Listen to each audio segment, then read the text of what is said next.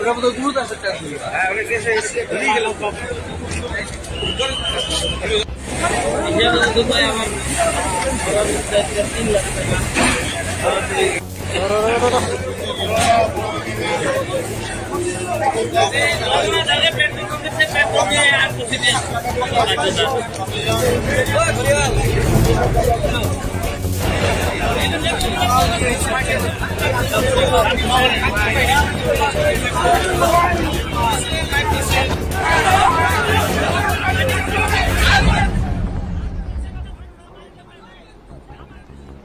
আসামের গোসাইগাঁওতে বিধ্বংসী অগ্নিকাণ্ডে কোটি টাকার সম্পত্তি ভস্মীভূত।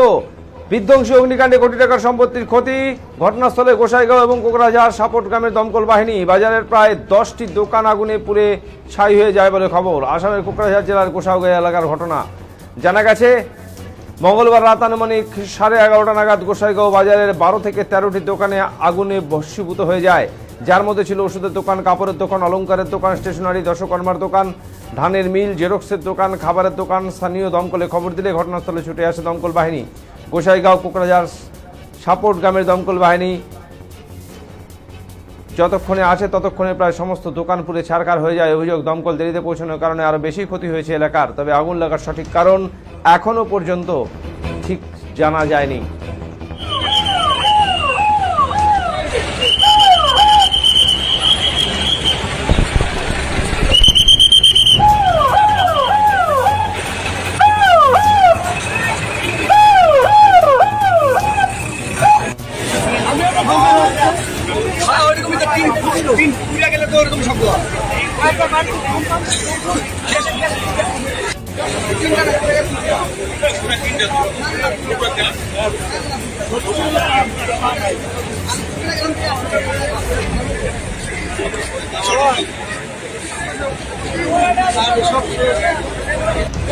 হঠাৎকে গোসাইগাঁও টাউনত 12টা বজাত অনুমানিক তেনেকুৱা সময়তে ইয়াত মানে বহুতো দোকান মানে পুৰি চাৰখাই হ'ল। ইয়াত মানে লাখ লাখ টকা মানে বয় বস্তু আছিলে, গোটেই দোকানের সম্পূৰ্ণ মানে ক্ষতি হ'ল। গতিকে মই ভাবোঁ চৰকাৰে অনতি পলমে এইটো মানে ক্ষতিপূৰণ দিব। আৰু নিশ্চয়কৈ আপোনালোকে জানে যে আজি যিটো ঘটনা হৈছে, আমাৰ সন্মানীয় প্ৰমোদ বড়ো বিটিআৰৰ চিফ তেখেতেও মানে অৱগত হৈছে, আমাৰ লগত বাৰে বাৰে ফোন কৰি আছিলে। তাৰপিছত যিখিনি ফায়াৰ ব্ৰিগেড অনা হৈছে, ইয়াতে গোসাইগাঁৱত যিখিনি ফায়াৰ ব্ৰিগেড দোকান আছিলে এইটো মানে ইয়াত জুই নমাবৰ কাৰণে সক্ষম হোৱা নাছিল। এতিয়া প্ৰায় কোকৰাঝাৰৰ পৰা আহিছে, সাপট গ্ৰামৰ পৰা আহিছে, এতিয়া মানে কণ্ট্ৰলত আহি যাব। তথাপিতো যি দোকানকেইটা ইয়াৰ সম্পূৰ্ণকৈ ক্ষতি হ'ল, নিশ্চয় চৰকাৰৰ ফালৰ পৰা এইটো ভালকৈ চোৱা হ'ব। যিসকলৰ ক্ষতিপূৰণ হ'ল তেওঁলোকৰ লগত আমি আলোচনা কৰিম। কাৰ কি দোকান আছিল ইয়াৰ সম্পূৰ্ণকৈ জনা নাযায়। তথাপিতো আমি নিশ্চয়কৈ যিকেইটা দোকান দেখিছোঁ, এইটো ফাৰ্মাচিছো আছিলে, মোবাইল দোকান আছিলে আৰু বৃহৎ গেলামালৰ দোকানত আছিলে।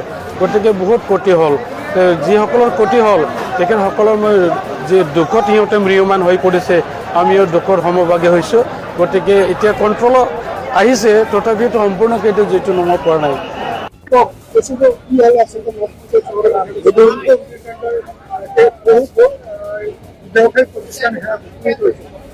হয়, এইবিলাক ভস্মীভূত হ'ল। অলৰেডি কোটি টকীয়াৰ সম্পত্তি ভস্মীভূত হ'ল আৰু এয়া মানুহৰ জীৱনৰ প্ৰতি ভাবুকি আহিছে। থকা ঘৰো আছে ইয়াতে, 20টামান দোকান গ'ল আৰু মানুহৰ বাসস্থান 2টা আছিলে।